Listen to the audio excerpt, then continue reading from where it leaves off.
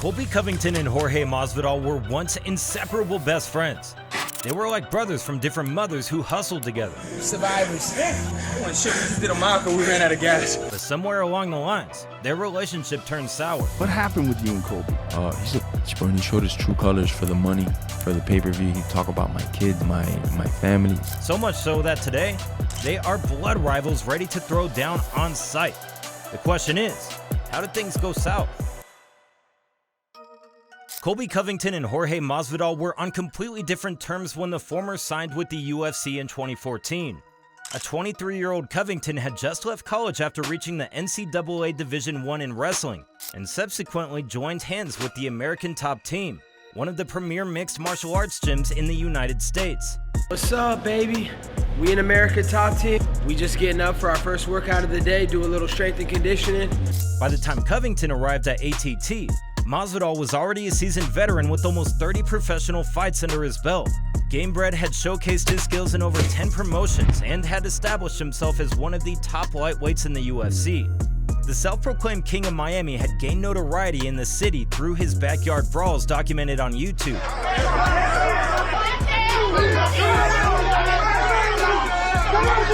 With his shining moment being his knockout of a 200-pound protege of Kimbo Slice. There wasn't too much wrestling and jiu-jitsu in the beginning, so I would seek that out a lot, and one thing led to another. Me and Kimbo were at the same gym in his camp, invited me to go to one of the backyards, and boom. When Covington joined the UFC, he built a strong friendship with Masvidal, hoping to learn as much as he could from the veteran fighter.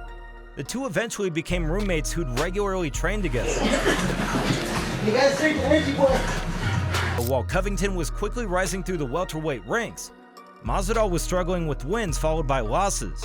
But despite his struggles, Masvidal helped Covington rise to the top of the welterweight food chain. After a dominant victory over Damian Maia, coupled with the career-saving post-fight interview. I should have knocked him out. Brazil, you're a dog. All you filthy animals suck. I got one thing to say. Tyrone Woodley, I'm coming for you. If you don't answer the front door, I'm going to knock in and I'm going to take what's mine. That welterweight belt. Covington earned himself an interim title fight with Rafael dos Anjos. And with Masvidal in his corner, not only did he win, but he did so in a dominant fashion. Ask about Colby Covington as well, your newest champion. What will you do with him? I mean, will you encourage him to maybe settle things down a little bit? Are you okay with the way he promotes and markets himself? I don't encourage guys to do anything. However, their friendship soon took a turn for the worse.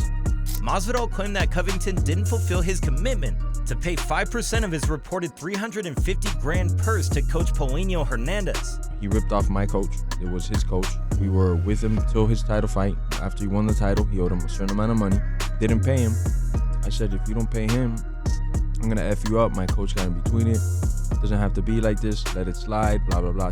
Instead of the expected $17,500, Hernandez received only $5,000. Masvidal even claimed that he covered the remaining $12,500 owed to Coach Hernandez from his pocket.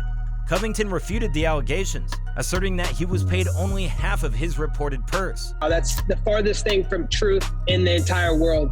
Jorge is so delusional. He doesn't even understand that what he's trying to base the percentage off of was something. I didn't even make that much money that night. The reporters said I made X this amount of money that night, but I made half that night. The pay dispute created a divide between the once close friends, resulting in their expulsion from the gym.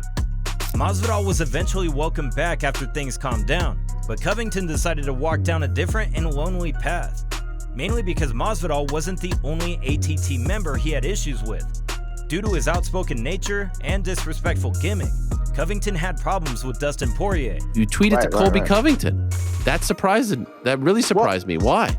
I don't hate anyone, Ariel. But if there was a line right before hate, Colby's standing there. And I really dislike the guy. And Joanna Jędrzejczyk as well. He's a prick. I don't care about this guy, you know? He doesn't know how to act, you know? He's not a real man. He doesn't know how to say hello, good morning, hi, so sorry to a woman. So Covington trained solo for some time, but he didn't stay that way for long. The American decided to join the MMA Masters Gym, where he teamed up with Coach Daniel Valverde, an accomplished world champion in Judo and Brazilian Jiu-Jitsu.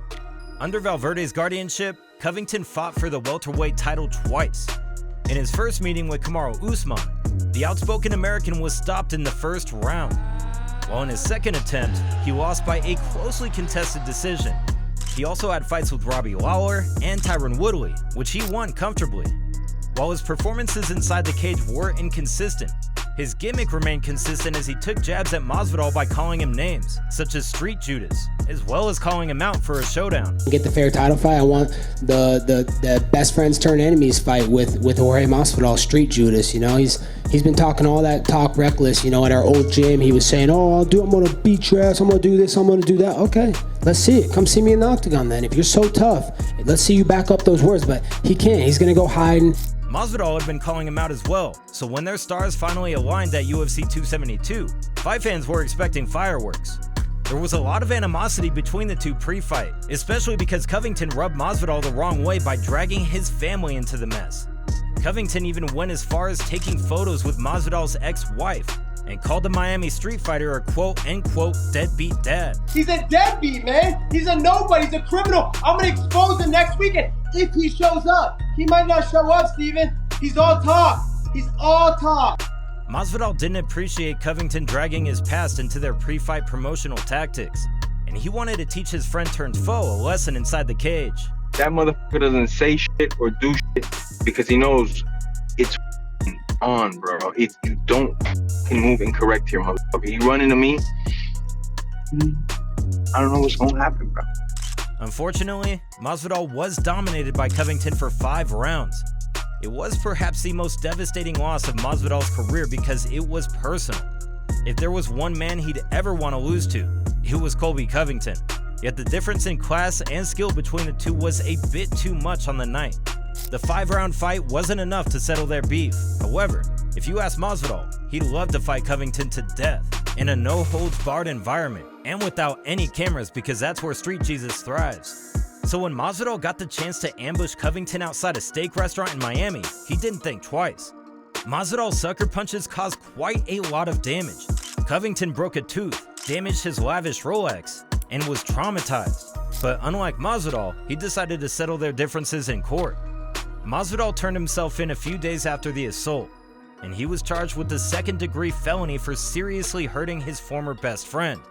If Masvidal was convicted, he would have spent up to 15 years in jail and paid up to $10,000 in fines, among other penalties. In November 2023, however, Masvidal admitted to a lesser charge of misdemeanor battery as a part of a deal with prosecutors, and 2 more serious felony charges were dropped. But despite avoiding jail time and serious legal consequences, he didn't have a change of heart about Covington. You, Colby. It's gonna be a fucking movie now. All these orders, all these restraining orders, all these things been lifted off. It's gonna be a fucking movie. Thank you, Brad.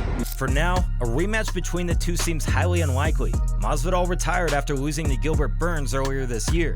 And even if he takes a U-turn on his decision, he may not land a second fight against Covington, since the welterweight supervillain may end up as the division's most wanted man if he wins the belt against Leon Edwards at UFC 296. The two fighters are on completely different paths as far as their careers are concerned, and a sanctioned fight between the two seems unlikely at this point. A street fight? Well, that'll always be on the cards as long as Masvidal has even an ounce of hatred for his former homie.